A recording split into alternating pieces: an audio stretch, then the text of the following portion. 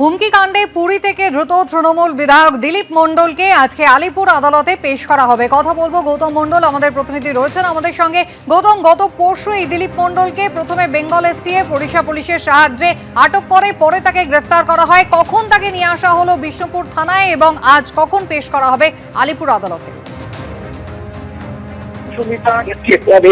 পুরীর একটি হোটেল থেকে তাকে আটক করে প্রথমে, তারপরে গ্রেপ্তার করা হয়। তাকে সড়ক পথে গতকাল রাতেই নিয়ে আসা হয়েছে বিষ্ণুপুর থানায়।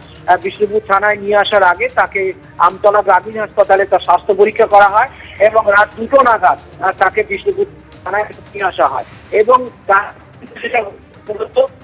সেই যে 5 বারের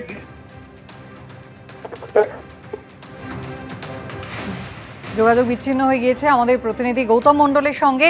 দিলীপ মণ্ডলকে গত পরশুই ওড়িশার পুরীর এই ব্লু লিলি রিসর্ট থেকে আটক প্রথমে এবং পরে তাকে গ্রেফতার করা হয়। সড়ক পথে ওড়িশা থেকে তাকে গতকাল রাত্রেই নিয়ে আসা হয়েছে বিষ্ণুপুর থানায়। আজ তাকে আলিপুর আদালতে তোলা হবে। পুলিশ তাকে নিজেদের হেফাজতে নিতে চাইবে।